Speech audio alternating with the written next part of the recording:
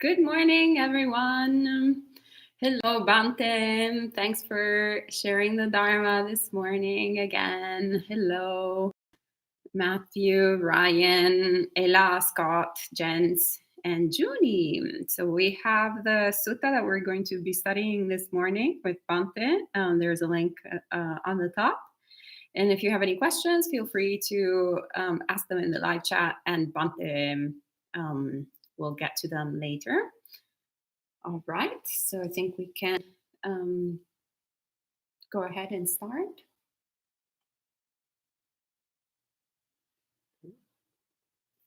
Namo tassa bhagavato arahato samma sambuddhassa. Namo tassa bhagavato arahato samma sambuddhassa. Namo tassa bhagavato arahato samma sambuddhassa. Buddhang dhammang sanghang namasami.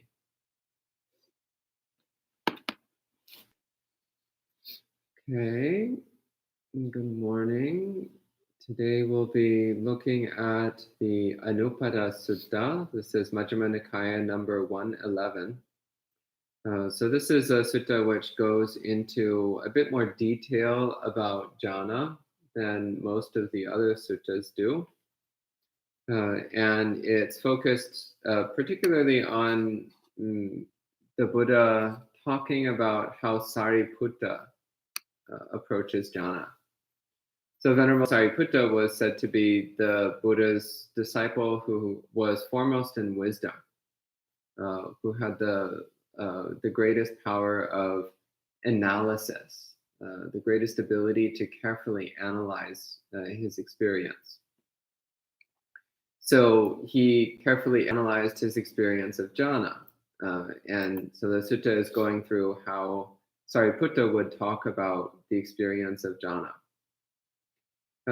So jhāna, just to be clear, jhāna is refers to states of a very strong samadhi, when the mind is completely unified, completely stable, completely collected together without distraction or dispersion.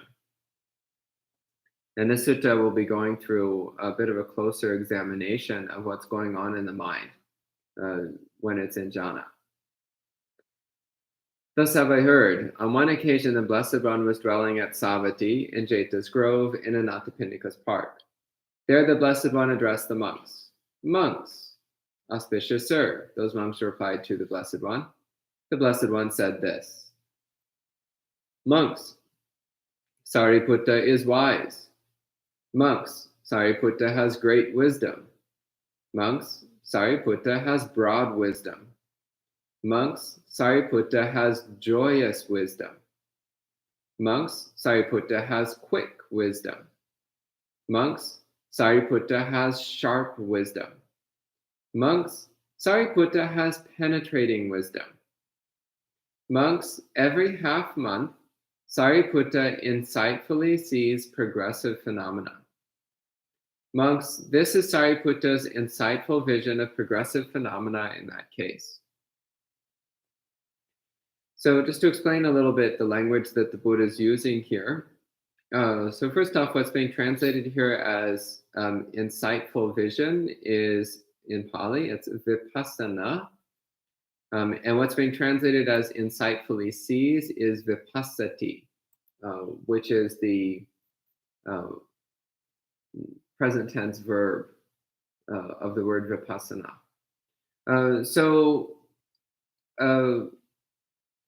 There's a surprisingly pervasive belief that the word vipassana appears very rarely in the Pali Canon, but this simply isn't true.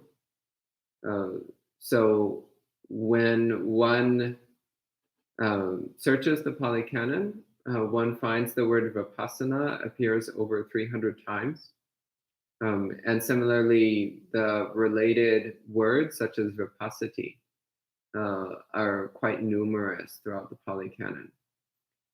So the Buddha, he does use the term vipassana quite extensively throughout the suttas, just as he speaks extensively about jhāna, and often he's actually speaking about them in tandem.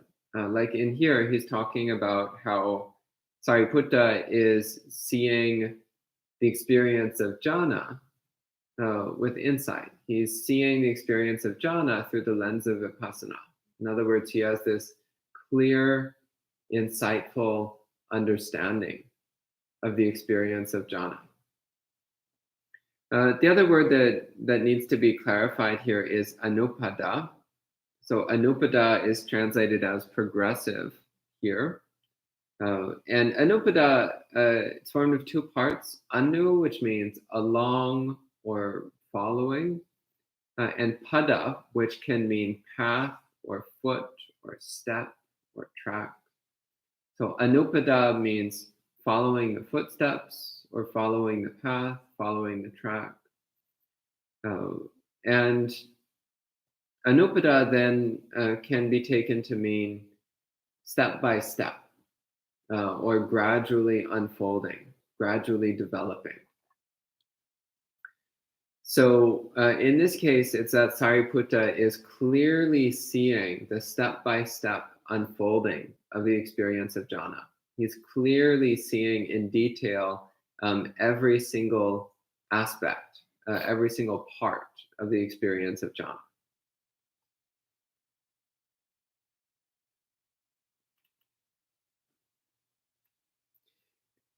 So the Buddha continues. So going into the first jhana, the Buddha says, "Here monks, secluded from sensuality, secluded from unwholesome phenomena, Sariputta attains and remains in the first jhana, which has thought and consideration, and has rapture and pleasure produced by seclusion. The phenomena which are present in the first jhana, thought, consideration, rapture, pleasure, mental one-pointedness, sense contact, feeling, recognition, volition, mentality, interest, resolve, energy, mindfulness, equanimity, and attention are progressively identified by him. These phenomena are known by him as they arise, as they persist, and as they disappear. He understands in this way. It seems that these phenomena were not present, then they manifested. Then after being present, they vanished again.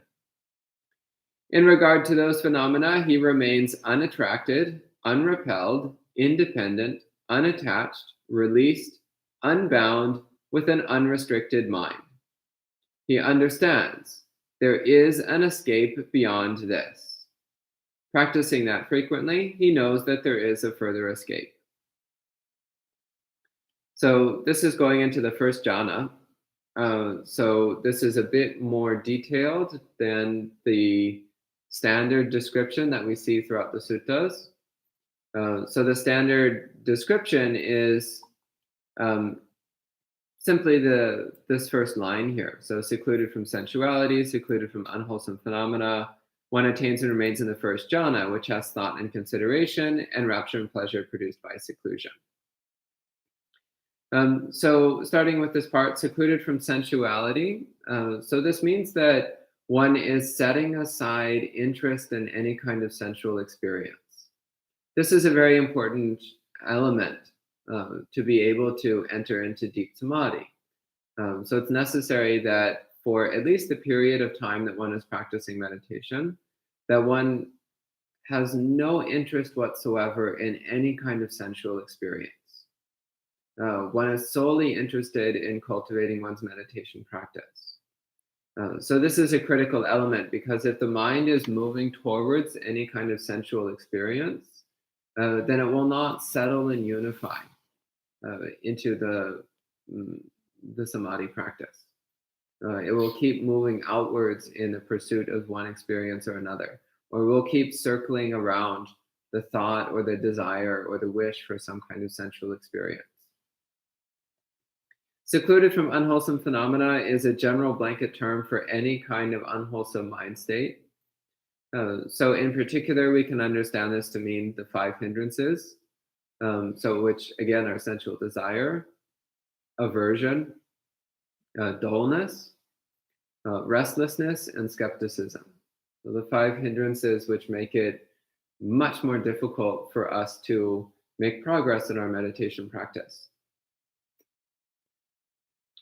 So one starts with letting go of interest in sensuality and cleansing the mind of the 5 hindrances. This is the basic prerequisite for being able to enter jhana. And in fact, jhana has sometimes been defined in the Thai Force tradition. It's sometimes been defined simply as the mind which is free of the 5 hindrances and which stays on its object.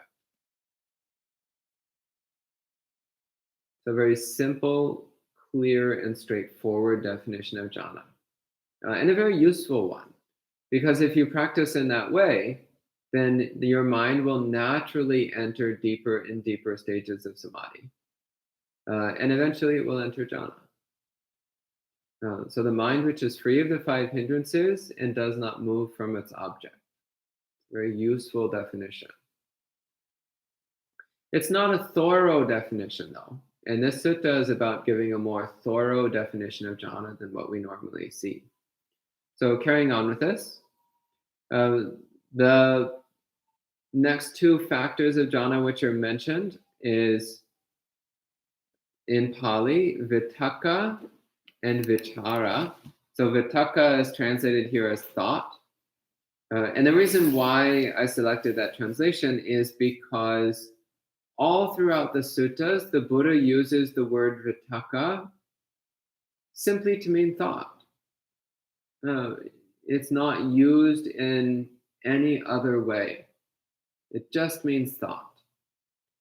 So in the context of jhana, there's no indication anywhere in the suttas that vitakka means anything other than what it does everywhere else. So I take vitakka to mean exactly what it says, exactly what it means everywhere else, which is thought. Similarly, vichara elsewhere in the suttas is used to mean examination or consideration, or commonly it's used when talking about somebody exploring something, moving through something.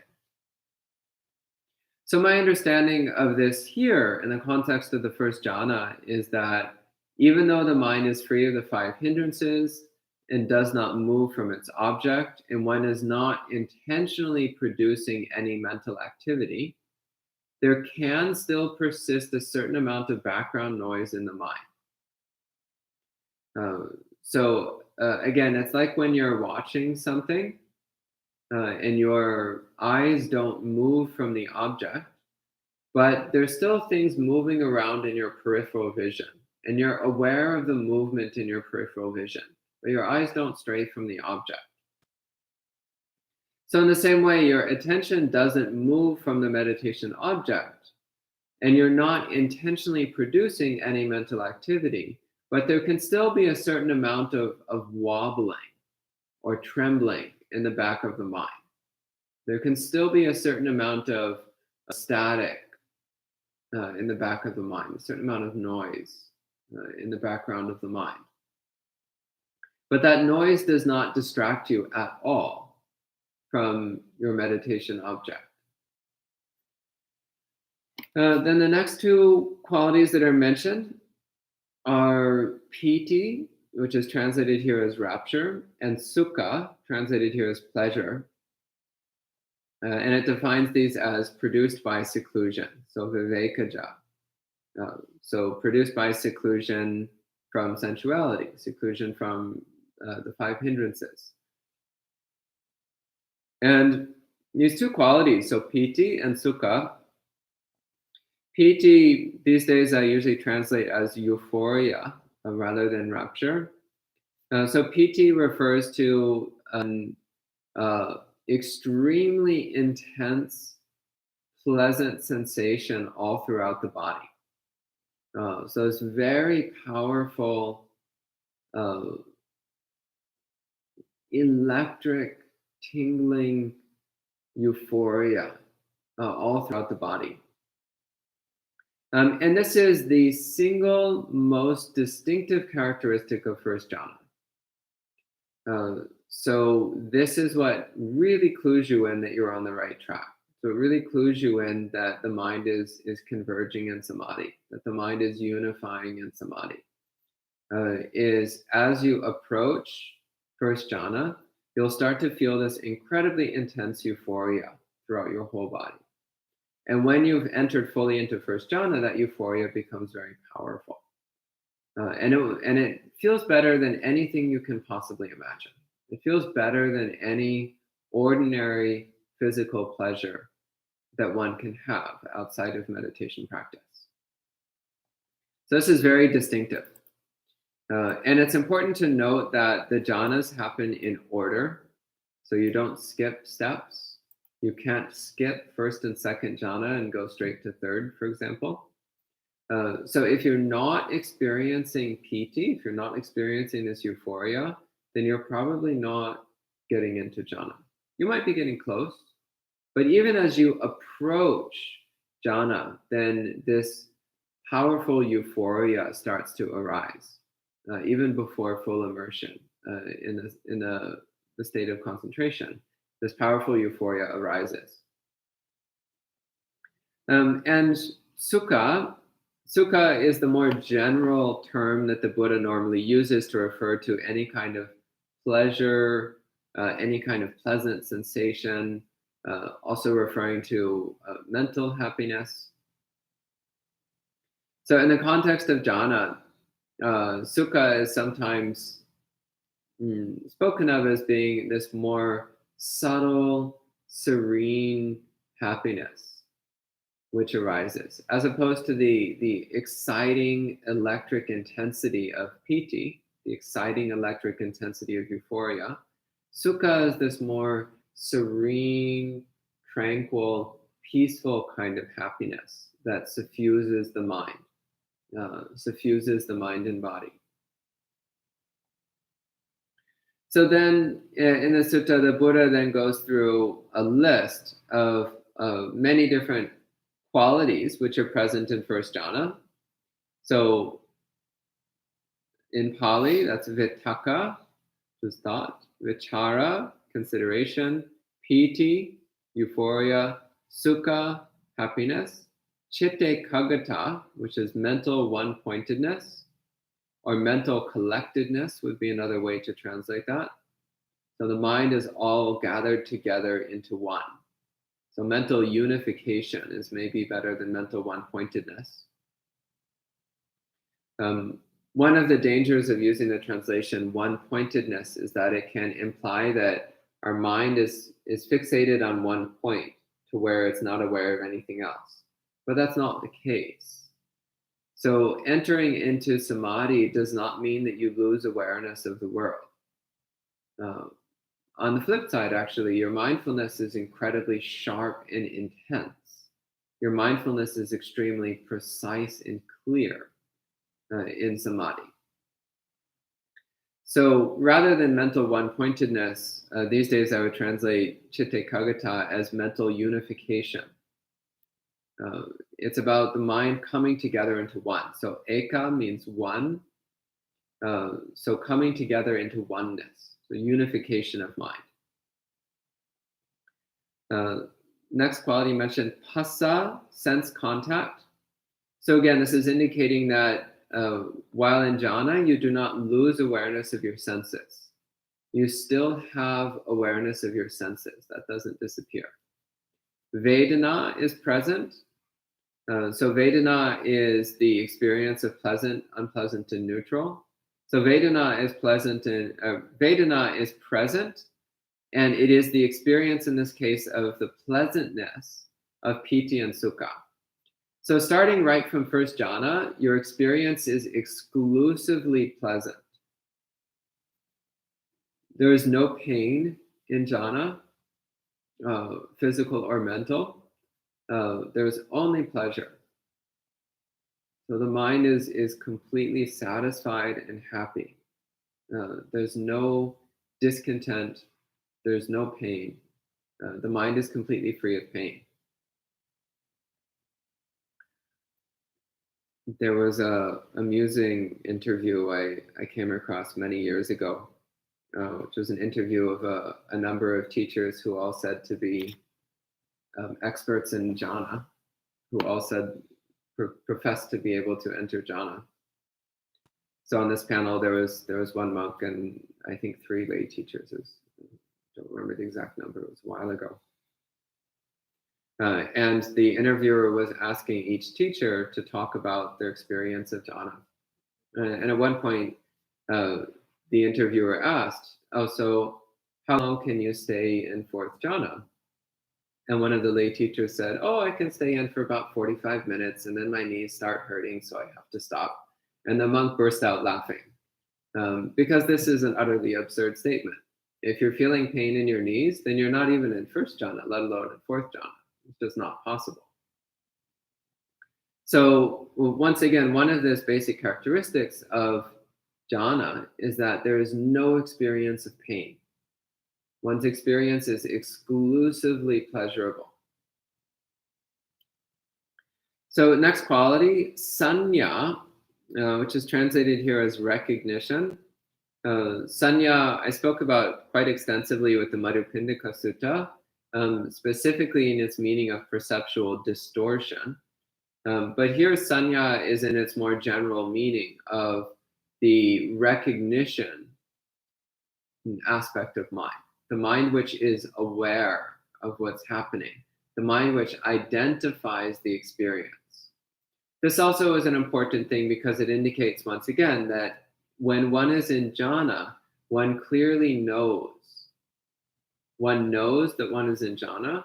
One knows one's object of meditation. One is able to recognize and identify the components of one's experience, as Sariputta is doing.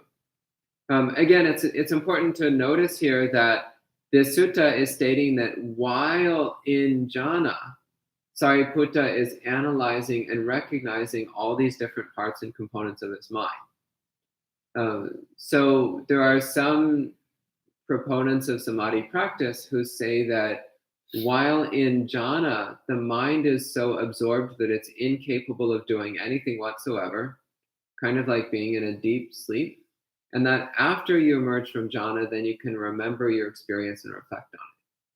But that viewpoint is in direct contradiction to what we see in suttas. So what we see in a sutta is while in jhana, while in this state of deep samadhi, one is able to clearly identify and analyze the components of that experience. So it's not necessary to emerge from jhana and then reflect on it. While in jhana, you can reflect on it. You can identify the components of it. So this clearly indicates that the mind in jhana is very sharply and clearly aware and knowing of that experience and its components. Cetana is present. So cetana is translated here as volition. You'll also commonly see it translated as intention. So cetana is the function of will, of willpower, of determining to do something, directing the mind towards doing something. So in the case of jhana, it's the intention to stay with your object, the intention to stay fully immersed in the samadhi experience. So there's still the ability to make choices and decisions and to direct the mind in a particular way. So once again, the state of jhana is not the state of some half-dead zombie. It's actually quite the opposite. It's extreme sharpness, alertness, steadiness, and clarity of mind. So it's not like being half-dead. It's actually like being completely alive in a way that we've never experienced prior to experiencing strong samadhi. So the next quality is chitta. So chitta is a very broad term that in its common usage simply means mind. And it's one of the puzzling things about the suttas is that in a handful of places, the word chitta is used as an adjective. And it's unclear exactly what the Buddha means when he's using chitta as an adjective. So sometimes it's used as an adjective to mean something which is complex or varied or interesting, but that doesn't make any sense in a context such as this. So it's not clear exactly what he means by the word chitta in this case. So I'm going to set that one aside. Next, chanda. So chanda means interest. So when we have an interest in something, the mind is inclined toward something. So chanda is sometimes translated as desire, but that has to be clarified from the more ordinary chanda. So chanda has to be clarified as distinct from the more ordinary desire, which is inherently defiled. So for example, the desire for sensual pleasures, or the desire for causing harm, or the desire for getting what we want, or the desire for our sense of superiority, or whatever it is. So chanda itself is a neutral term, as opposed to words like tanha and raga, which are not neutral, which have a distinctly negative, unwholesome connotation. So chanda more generally just means the interest of the mind being interested in something.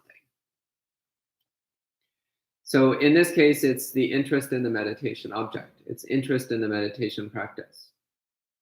Next quality is adhimokkha. So adhimokkha means resolve or determination. So again, in jhana, there's this incredibly strong determination. This determination to not stray from the meditation. This determination to stay completely present with the meditation object without moving the mind towards anything else, without pulling away from the meditation at all. Next quality is virya. So another common Buddhist technical term. So virya means energy or effort. So it's from the word vira, which means hero. So virya means heroic. Quite literally, it means heroic, the heroic effort, heroic striving, heroic energy. So the vigor and energy of a hero. So this is the way we approach our meditation, is as the energetic, vigorous, courageous hero which goes forth on his quest without any hesitation, without holding back at all. So that's the attitude with which we approach our meditation practice. Next, sati, which means mindfulness. So again, indicating that while in jhana, one still has mindfulness. One's mindfulness is not lost. In fact, one's mindfulness is incredibly sharp, powerful, and clear. Next, upekkha. And it's interesting that upekkha, equanimity, is mentioned as a characteristic of first jhana, because traditionally it's said that upekkha is a characteristic of fourth jhana, and not of the first three. That the first three, because they are marked by pleasure, that therefore the mind is not equanimous. But the mind can be equanimous even when there is pleasure present. In fact, that's part of our practice, is to have equanimity whether we're experiencing pleasure or pain, to always keep the mind steady and stable and non-reactive, whatever we're experiencing, whether it's painful, pleasant, or neutral. So also in first jhana, right from the start, there's the quality of equanimity. So it's not completely pure yet.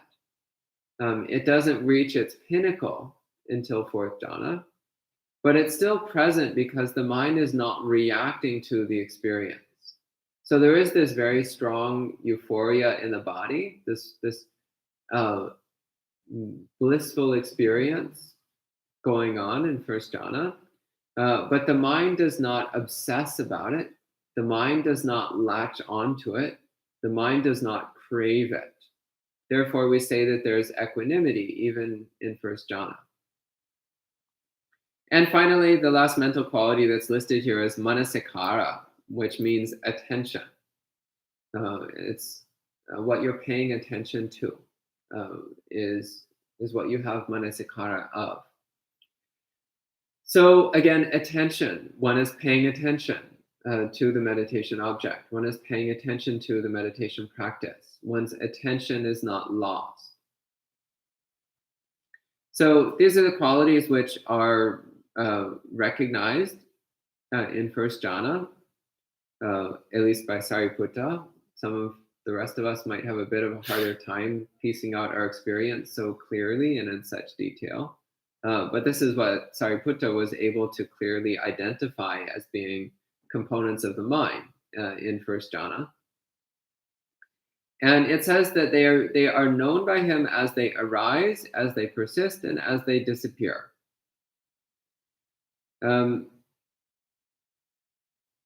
So this also is a very important element. So let's see, what's translated here as persist. Persist is maybe not the best translation. So the Pali word is upattahanti, which literally just means standing close. So a better translation of that would be present. So he understands as they arise, as they are present, and as they disappear. That would be a little bit better. Persist is not good because it implies that there's something stable which lasts for a while, but that's not the case. Point here is that he understands the arising and vanishing of these phenomena. So in other words, he's seeing them as impermanent. He's recognizing the impermanence of the components of jhana, even as they're happening. In other words, Sariputta is practicing the recognition of impermanence while in jhana. This again is a very important point because you might sometimes hear it said that you cannot do vipassana practice while in jhana. But that's clearly not true because here we see Sariputta practicing the perception of impermanence, which is a vipassana practice, while in jhana. And in fact, there's a number of other suttas where the Buddha says the same thing, that while in jhana, one can practice the perception of impermanence, which leads to full enlightenment. So this is one case where that's very clearly stated. It also indicates that, again, Sariputta understands that these phenomena, these characteristics of mind were not present, then they manifested, and then they disappeared.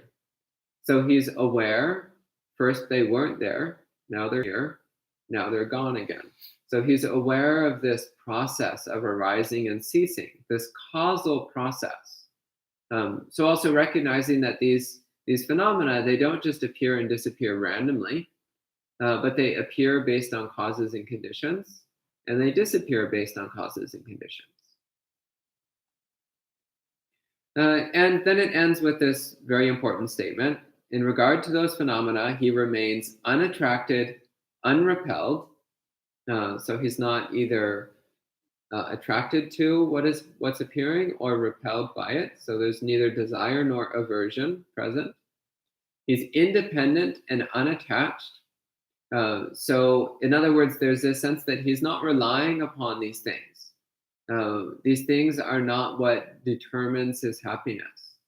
He's aware that they're present, but without any reliance upon them.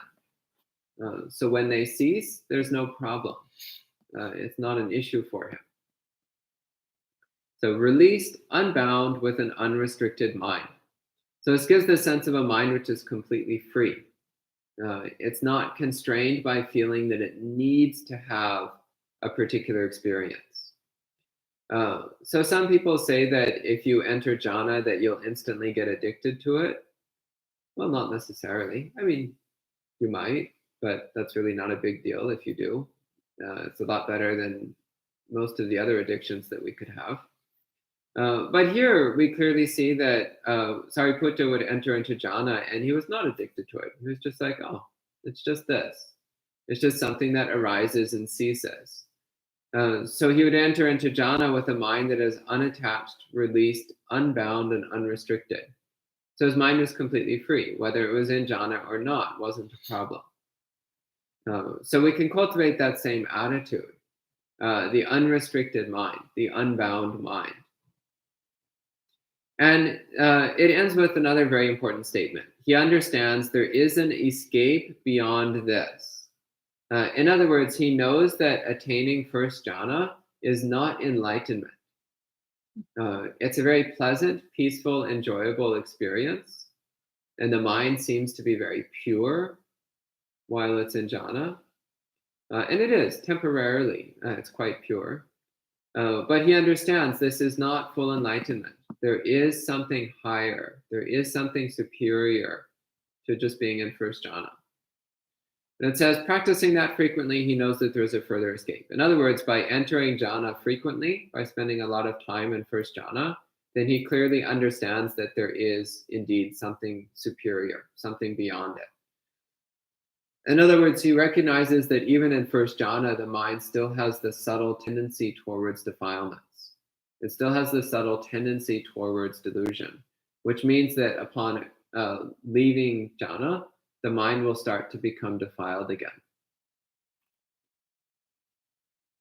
So then it moves into the second jhana. So I'll read the description here. Again, monks, with the calming of thought and consideration, and with internal composure and mental focus, Sariputta attains and remains in the second jhana, which is free of thought and free of consideration, and has rapture and pleasure born from concentration. The phenomena which are present in the second jhana, internal composure, rapture, pleasure, mental one-pointedness, sense contact, feeling, recognition, volition, mentality, interest, resolve, energy, mindfulness, equanimity, and attention, are progressively identified by him. These phenomena are known by him as they arise, as they persist, and as they disappear. He understands in this way. It seems that these phenomena were not present, then they manifested. Then after being present, they vanished again. In regard to those phenomena, he remains unattracted, unrepelled, independent, unattached, released, unbound, with an unrestricted mind. He understands there is an escape beyond this. Practicing that frequently, he knows that there is a further escape. So second jhana, the most distinct characteristic that sets it apart from first jhana is that vitakka and vichara, so this residue background noise in the mind, fades away entirely. So that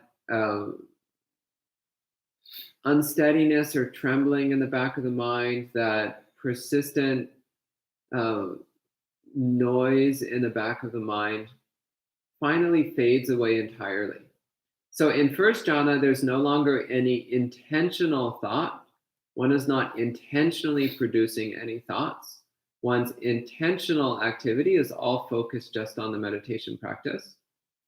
But there can still be unintentional thought floating through the mind. So thought which appears as the result of past karma. So echoes of past thought, echoes of past mental activity, that can still appear in the mind. But in second jhana, one has become immersed enough in the samadhi practice that even that background noise fades away entirely. And this just happens because we're not fueling it anymore. So again, it's like an echo. When you yell into a canyon, then your voice will echo back to you a few times. But if you remain silent, then the echoes will eventually fade away. So it's the same. The reason why our mind is always noisy is because we keep yelling into it. We keep speaking to ourselves. We keep producing more thoughts in our mind. So that keeps the thoughts echoing around. But if you just stop for a little while, then the echoes start fading away. And the mind can become completely silent. So that's what happens in second jhana. Because we're not producing any intentional thinking, and we haven't been producing intentional thinking for a little while, then the mind becomes completely silent, completely free of even the echo of the noise of a thought. So second jhana then is characterized by internal composure, mental composure. So the mind is sampasada, translated here as composure. Pasada means very tranquil, very peaceful. So the mind is completely tranquil and peaceful. Like there's no ripples on the surface of the water, so to speak. And it has mental focus. So the word translated here as focus is ekoti bhava, which has a very similar meaning to ekagata. So previously we saw chitte kagata, so unification of mind. Here we say chetaso ekoti bhava. So very similar meaning.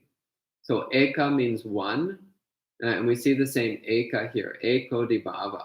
The mind has become one, has become oneness, it's become unified. So this also has that emphasis that the mind is unified. It's not engaging in multiple activities. The mind is not multitasking. When you're in jhana, the mind is not multitasking. It's single tasking, which for most of us is not a very ordinary experience when the mind is only doing one thing and nothing else. So again, the second jhana, free of thought, free of consideration, and has rapture and pleasure born from concentration. So here, the piti and the sukha, that euphoria and that pleasure, becomes even stronger because it's based upon samadhi. It's based upon a unified, steady, and completely peaceful mind. So it's not weakened by the trembling of the mind that's still present in first jhana. So here the piti and the sukha become even stronger because the mind is completely stable, completely unified. So then he goes through the list of the characteristics of second jhana, which if you compare it to the list of the characteristics for first jhana, it's the same list, except that thought and consideration are absent and have been replaced by internal composure, ajatta sampasada. But the rest of the list is the same. So I won't go through all of that again. And we'll move on to third jhana. This one says, again, monks, with the fading away of rapture, Sariputta remains equanimous, mindful, and clearly comprehending, and experiences pleasure with the body. He attains and remains in the third jhana, which the noble ones describe as equanimous, mindful, and dwelling happily. The phenomena which are present in the third jhana, pleasure, mindfulness, clear comprehension, mental one-pointedness, sense contact, feeling, recognition, volition, mentality, interest, resolve, energy, mindfulness, equanimity, and attention, are progressively identified by him. And the rest of this paragraph is the same as the previous one. So third jhana, here as well, in third jhana, the experience of euphoria disappears. And the translation here says, with the fading away of rapture. The word translated as fading away is viraga, which, as I mentioned a couple days ago, viraga more commonly means dispassion. And it refers to when we no longer have any desire or craving for something. So I personally, these days, I would translate this as with dispassion towards rapture. So in other words, when we no longer have any desire to experience rapture, we no longer have any kind of desire for euphoria. So we've lost our passion for euphoria. We've lost our interest in euphoria. And the reason why that happens is because we know that there is something deeper and more sublime. We know that there is something better. So before practicing jhana, we usually have some idea of what the most pleasant thing in life is. And what that is varies from person to person.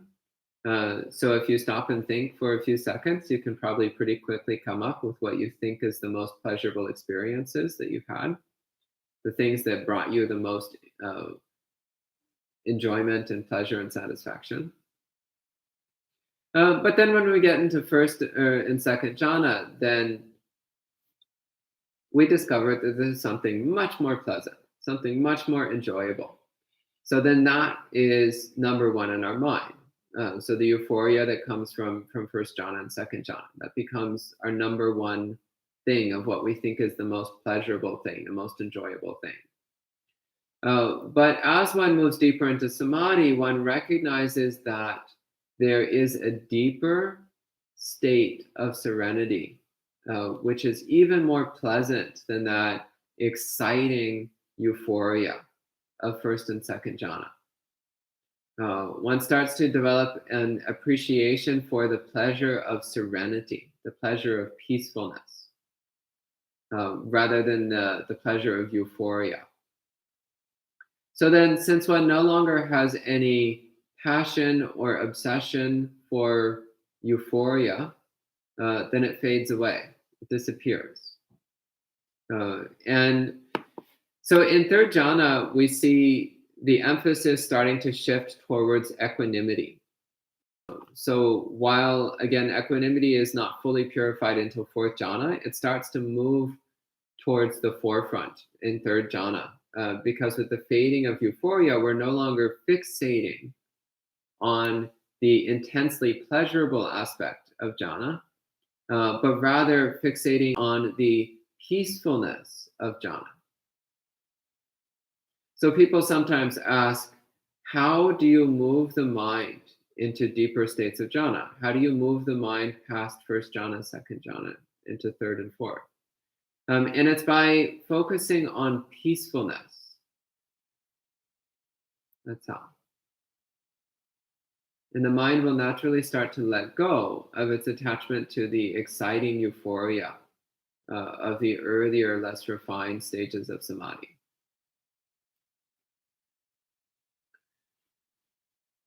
So a few characteristics that we're pointing out here. One is it says experiencing pleasure with the body. So this indicates that one still has awareness of your body while in third jhana. And some teachers do take a different interpretation of that. So the Pali word is kayena, which literally means with your body, with the body, through the body, using the body. But some teachers do say that kayena means personally, and that it doesn't have anything to do with the body. I personally find this a bit of a stretch, but everybody has their own experience, so I'm not going to directly argue, at least not on this occasion, with that interpretation, except to say that it's not my interpretation. My interpretation is that with the body actually does mean with the body. So experiencing pleasure with the body means exactly what it says.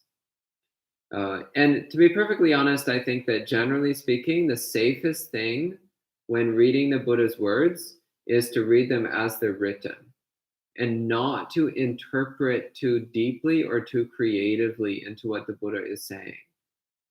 For the most part, the Buddha spoke in very plain and clear language. Not always, but for the most part. Because the Buddha wanted to be understood. He didn't want to confuse people. He wanted to be understood. So he made an effort to speak in a way that was understandable.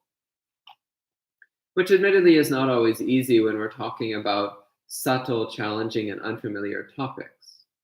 But he did the best he could, which, I mean, he was a fully enlightened Buddha, so the best he could do was pretty darn good. But nonetheless, there's still always a certain amount of debate in the intervening centuries about how exactly to interpret what the Buddha said.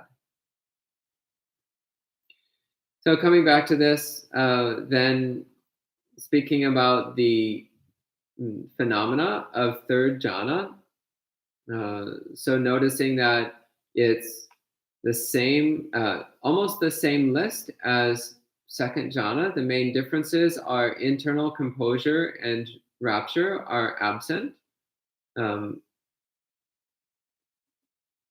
So clear comprehension is included. So mindfulness and clear comprehension are included at the top of the list. And you might wonder why mindfulness then is listed twice in this section. So at the top we have pleasure, mindfulness and clear comprehension, mental unification, etc. And then later in the list we see mindfulness mentioned again. And that's because mindfulness in this list, together with clear comprehension, can be taken as a single set. So there's many places in the suttas where the Buddha, rather than referring to sati, mindfulness, as one thing, and clear comprehension, sampajana or sampajanya, as something else, instead he speaks about it as a compound, sati sampajanya. And that's sometimes interpreted as meaning a list, mindfulness and clear comprehension, which is how it's translated here. But sometimes it's taken as sati being an adjective, mindful comprehension, mindful awareness. So it's more indicating, again, that one is clearly, sharply, precisely aware of one's experience. So the inclusion of this with the shift from second to third jhana is also indicating that as we move away from that exciting euphoria, the mind becomes increasingly clear and its awareness becomes increasingly sharp. So this is one of the reasons why we progress towards the more peaceful states of deep samadhi, is that it's helping us to clarify and sharpen the intensity of our awareness.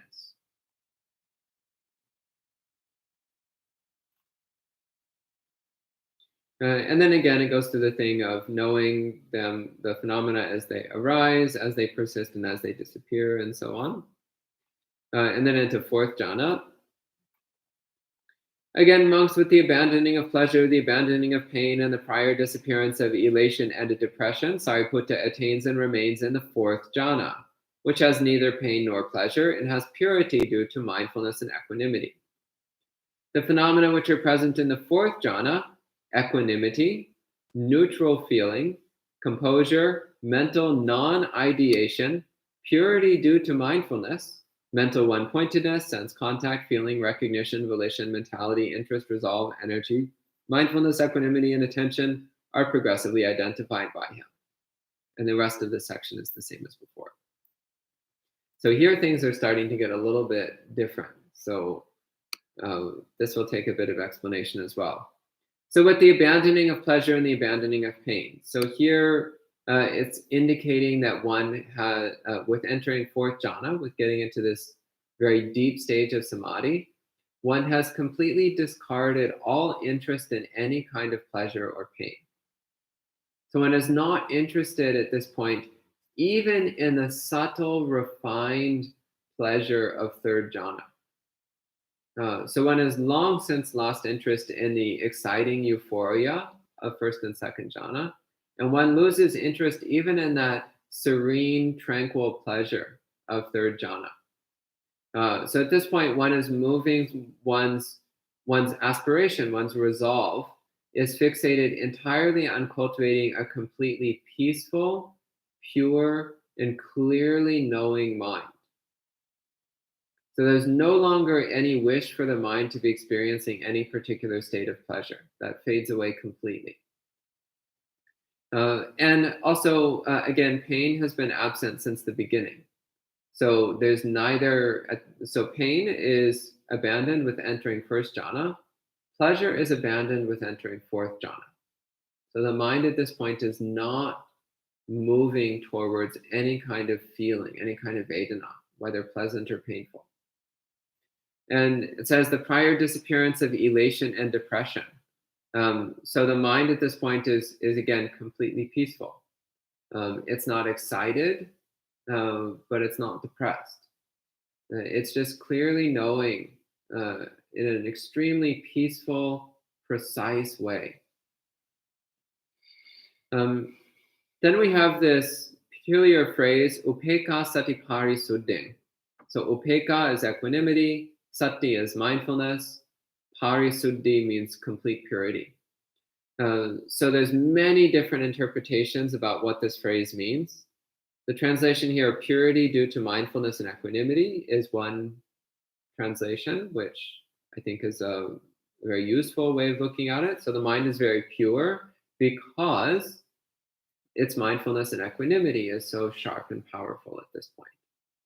Another way of translating this is purification of equanimity and mindfulness, which means one's mindfulness and equanimity are completely pure.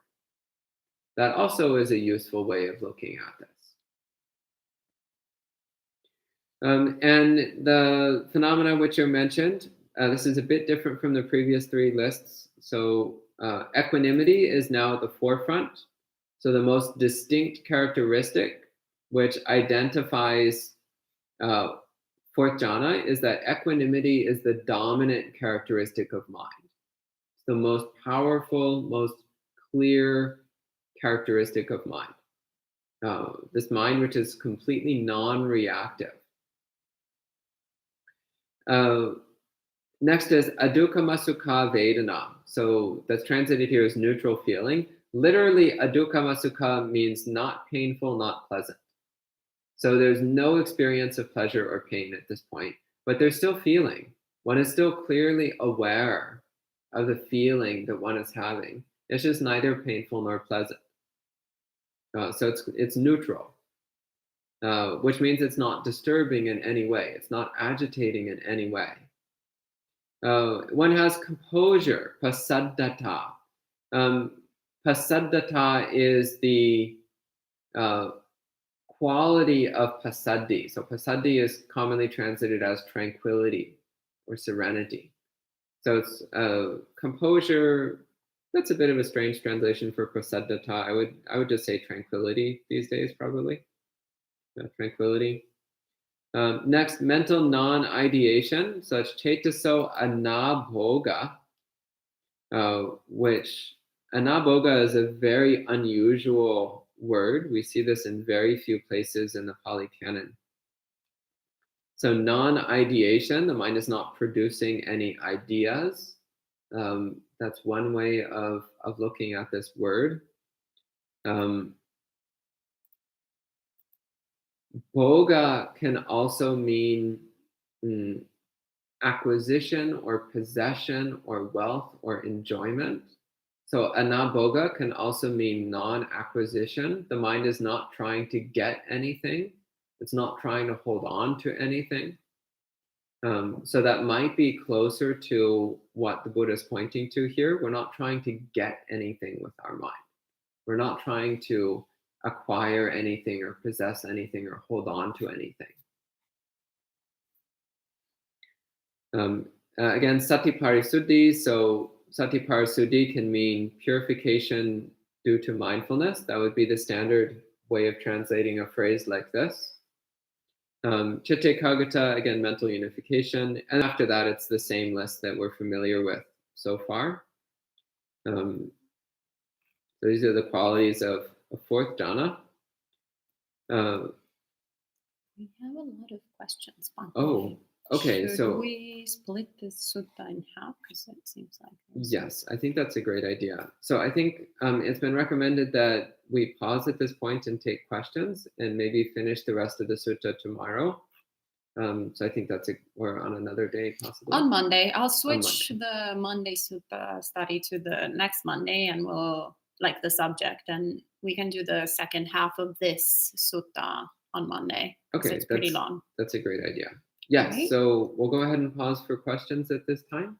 Thank you very much, Bante. And hello, Kyle, Adriana, Michelle, Victoria, Cam, Tin, Marielle, Rupa, Catalina, yay, Claudia, Feng, Scott, Melvin, so great. Andre as well, yay. Okay, it's so awesome to see you morning and evening. It's really cool. Okay, so Scott says, I know there's a wide spectrum of perspectives of what level of absorption constitutes jhana, with some, Ajahn Brahm, Pawak, suggesting no sense contact, I believe. This sutta seems to refute that perspective.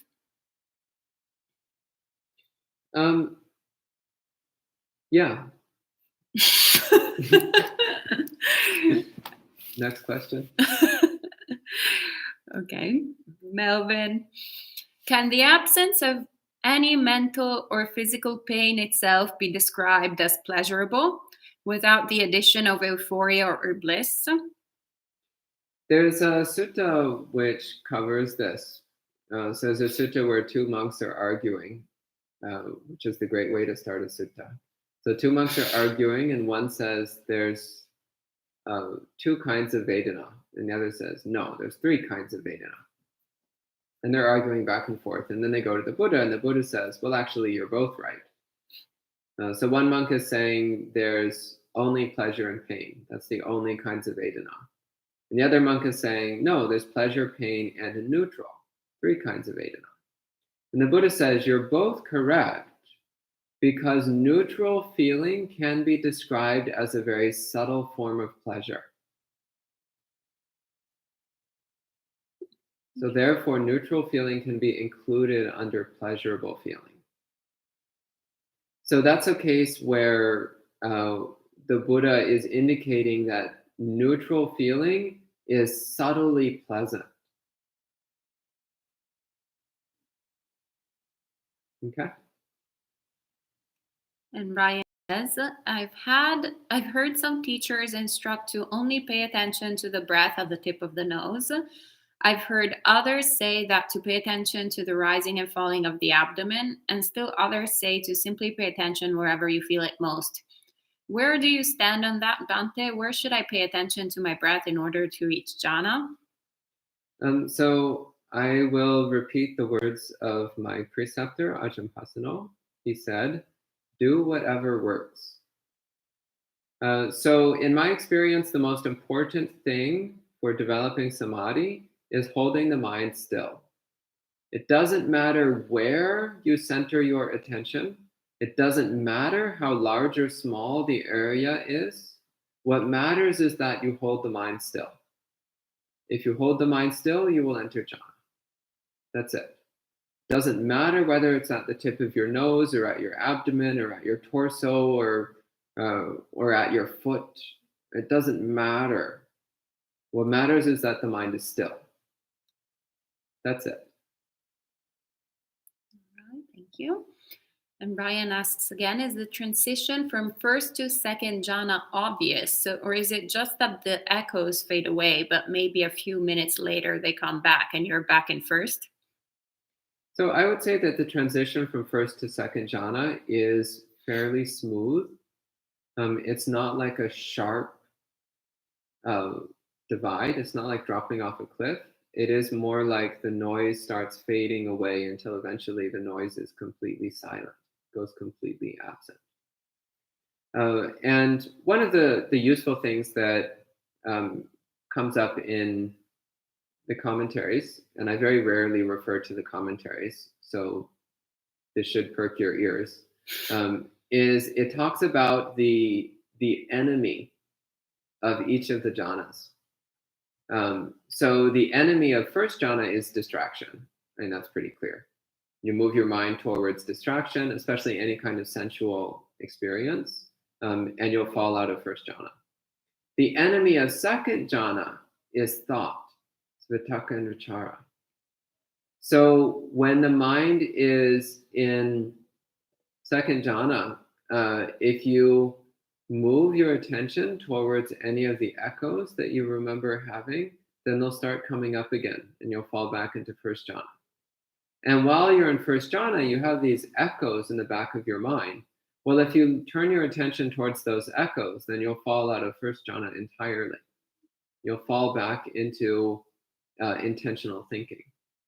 So you can see this during meditation practice. So even when one is not in jhana, when you're just in an ordinary shallow samadhi, you're doing some intentional thinking, but sometimes you're just doing your samadhi practice and there's some echoes in the mind. And whenever we turn our attention towards the echoes, then we start participating in them. Like the mind like we're sitting peacefully, and then in the back of the mind, we're thinking, the government really bungled this whole coronavirus thing. And we turn towards it and we're like, yeah, seriously, look what's happening in New York. What a disaster.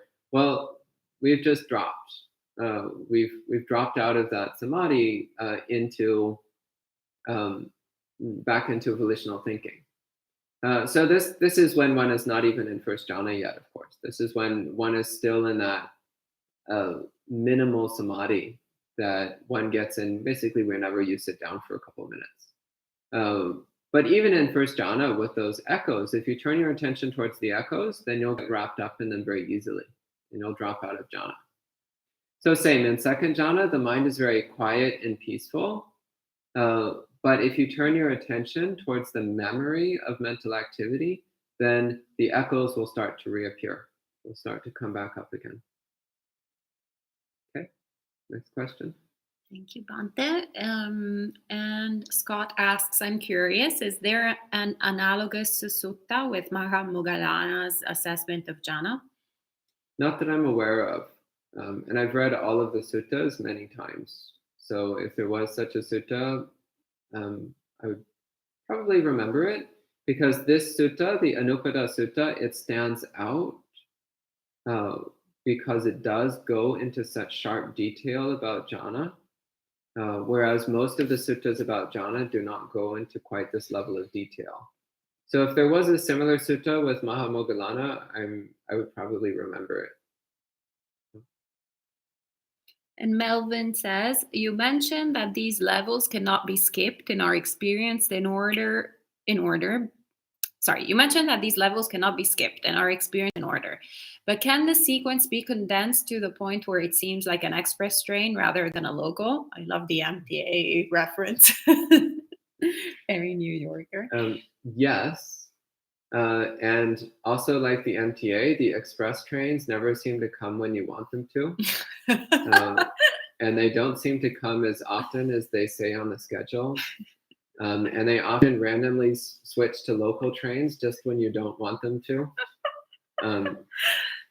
Not to overextend the metaphor or anything. But yes, usually this happens for people who are very familiar and proficient with samadhi practice. Then sometimes they'll move very quickly through stages of samadhi. But for most of us, it's slow. It doesn't happen quickly.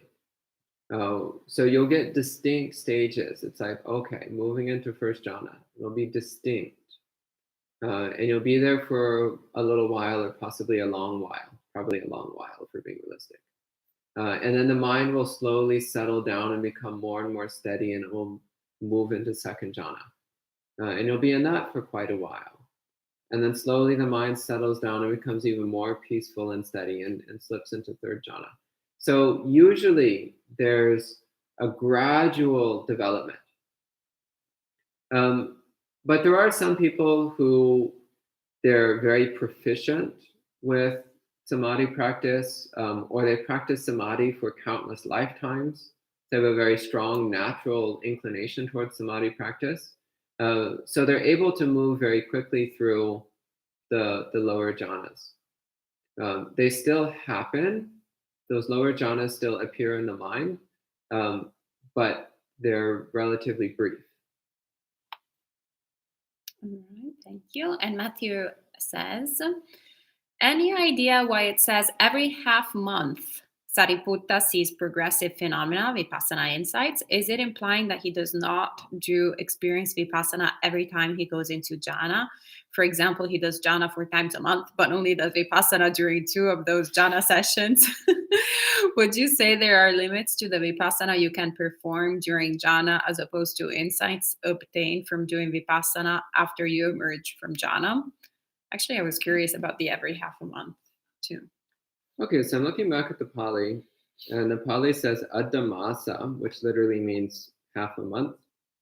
And in retrospect, I'm not actually sure that every fortnight would be a proper translation of this. I just recalled that, so another way of translating this would be over the course of half a month. So this might be talking about what Sariputta did in the course of 2 weeks. And that actually fits with the story of Sariputta's practice, because it said that Sariputta attained enlightenment in the course of 2 weeks. So somebody's smiling. So that might be what it's talking about. It might be saying over the course of half a month, Sariputta insightfully sees progressive phenomena. But it could also mean every half month, because there is this common practice in Buddhist monasteries, and this comes right from the time of the Buddha, that twice a month, traditionally on the full moon and the new moon days, so every 2 weeks, one takes that day as being a day when you focus more intensively on your practice. So doing a lot of meditation, discussing the Dhamma with your fellow practitioners. If you're living in seclusion, then on that day you would come together with the other monastics in the area, so that at least twice a month you're seeing your fellow monastics, even if you spend the rest of your time alone. So that's another. So that's apparently what I was thinking when I translated this sutta, was that practice of once every 2 weeks, focusing very intensively on one's practice. So increasing your daily practice quite a bit, once every 2 weeks. But yeah, looking at the Pali is actually a little bit vague on this. So it's not clear exactly what the Buddha meant by Adhamasa, by half month. It's not clear exactly what he meant by that here. Okay, next question. Scott says, it's a great sutta. Thanks for teaching us today. And Fisha, good to see you. Says, thank you, Venerable. We haven't seen her since Bhante Sujato's retreat in New York. So good to see you online. And Edith says, extremely helpful teaching. What about the experience when the breath is gone completely and all the sense is gone? Yeah, so the complete disappearance of the breath, that can happen under a few circumstances. One is, elsewhere in the suttas, it states that in fourth jhana, the breath disappears entirely.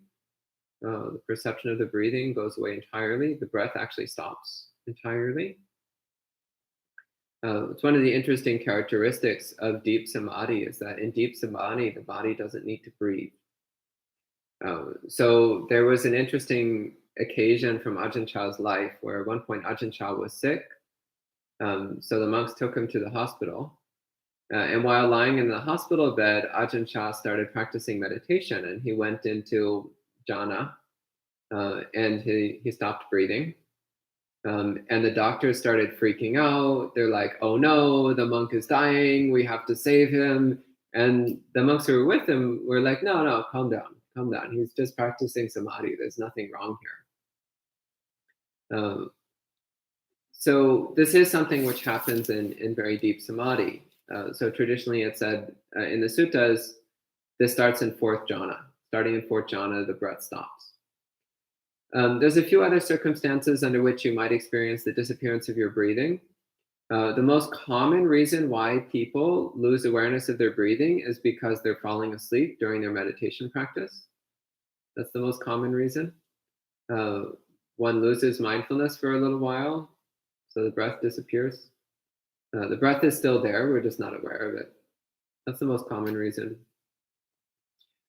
Sometimes during the course of samadhi practice, you become so physically peaceful and physically still that the breath becomes very subtle.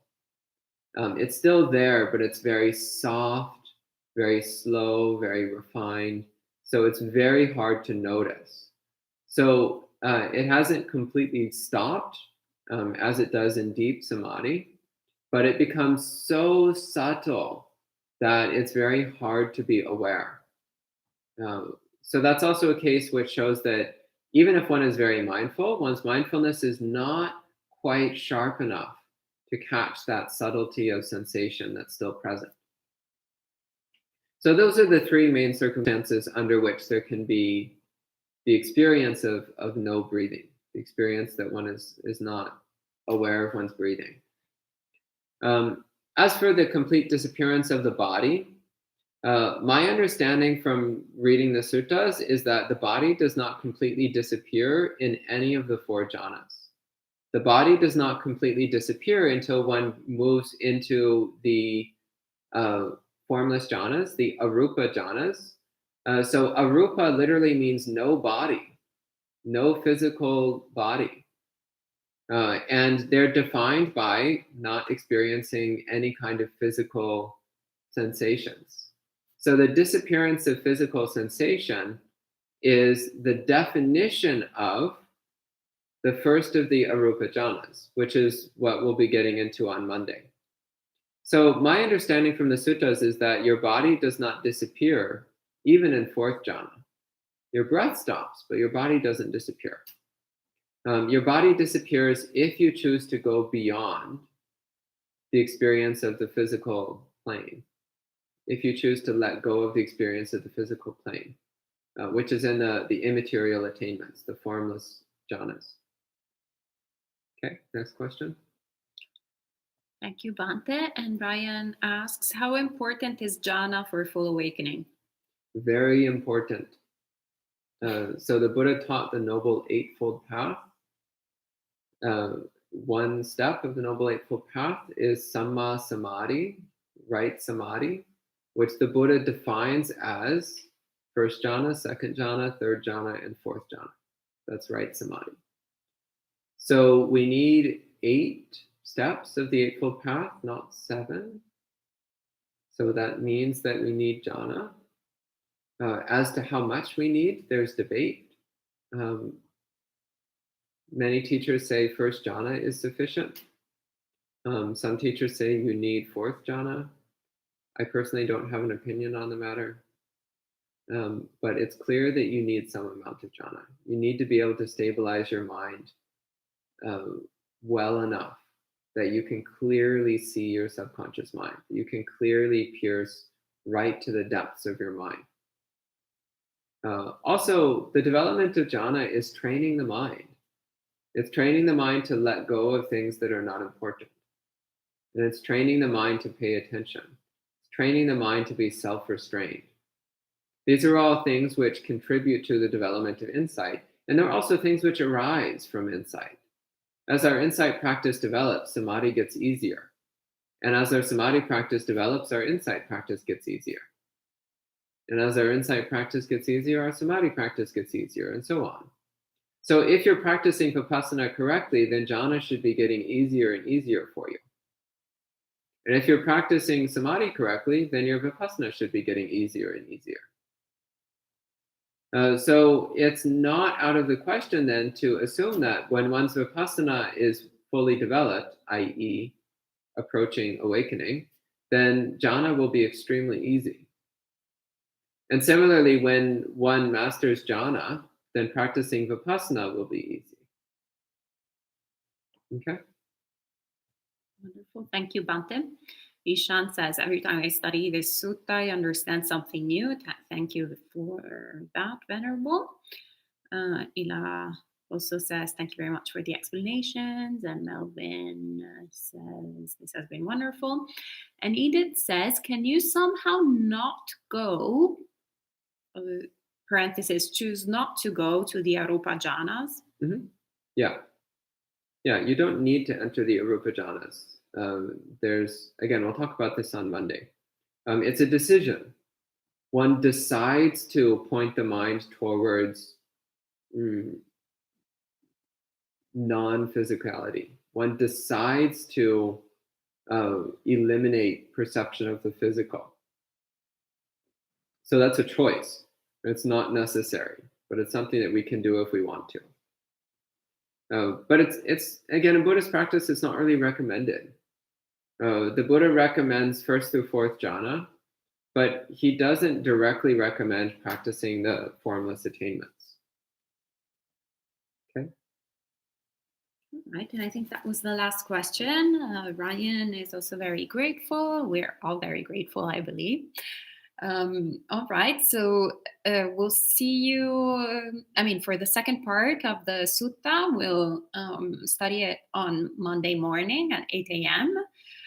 This evening at 7:30 p.m., we will be meeting for the usual meditation, followed by Dharma talk and Dharma discussion. And this weekend, we will be on retreat. So we'll be doing a weekend retreat. Hence, there will be 2 more sessions during the day. So there will be the usual 8 a.m. and 7:30 p.m., but then there will also be a session at 1:30 p.m. and then a chanting session at 6 p.m., followed possibly by a guided meditation or something. We'll see. So we hope that you're going to join us for the entire weekend retreat, or at least part of it. But let's do the whole weekend retreat together. It would be great. And then next week, as usual, there will be 8 a.m. Sutta study and 7:30 p.m. meditation and Dharma discussion. And then next weekend, depending on what your experience has been of the weekend retreat, we might do another weekend retreat, or we might just continue and do just the 2 appointments in the morning and the evening. Let's see. We're playing it all by ear. If you have any feedback, or if you'd like to study anything in particular, please send us an email at info@buddhistinsights.com, so you can co-create the offerings with us. All right. And Junie says, yay, chanting. Great. Sadhu, sadhu, sadhu. Yeah, you should all be tuning in with us regardless to chant tomorrow at 6 p.m. All right. Well, have a great rest of the day, or have a great, as we were saying lately. And see you all soon. Sadhu, sadhu, sadhu.